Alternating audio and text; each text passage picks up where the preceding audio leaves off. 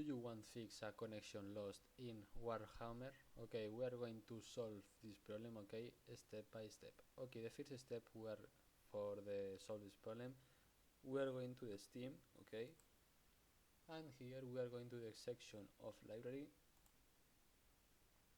and here you have a Warhammer here, okay, in the games, and go to the manage and properties.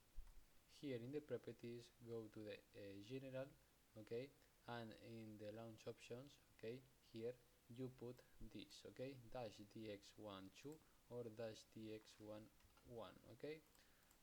And the second step, we are going to install files, and here, okay, in verify these games, okay, you click here in this button, okay, verify integrity of game files, okay, you click and you solve the problem of lost connection.